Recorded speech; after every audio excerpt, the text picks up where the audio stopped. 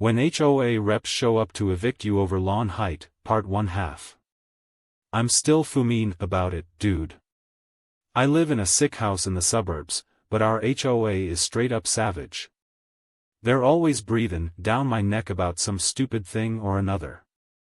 This time, they came knocking on my door, saying I gotta trim my grass to 3 inches or face eviction. 3 inches, bro. That's like the height of a decent lawn. I told them, dude, that's ridiculous. But they just wouldn't budge.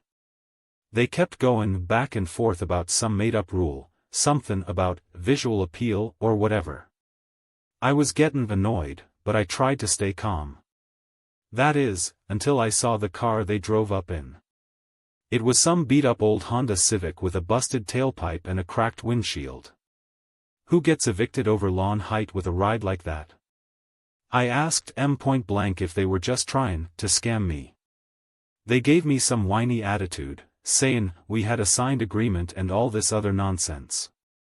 But I wasn't having it, bro. I called their bluff right there on the spot. Listen, if you're worried about my lawn, why'd your car look like it's from the 90s? They got all huffy and stuff, but deep down, I knew they were busted. So I told them to leave.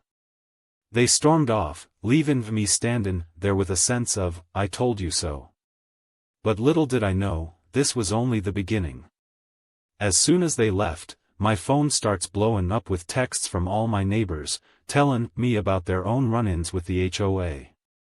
It was like they were all in on some sick conspiracy together, and then it hit me, what if our HOA rep is actually broke? What if we're not dealing with a high-roller villain at all? Part 2, fast forward a few days, and I'm getting calls from every local news station.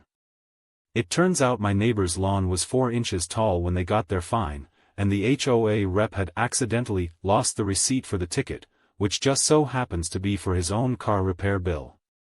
The community is going wild, bro. They're all Logan at our HOA, and rightfully so. But here's the kicker, I just got a text from my ex-girlfriend's dad, who's on the HOA board. He tells me that our rep is actually broke and has been scamming us for months.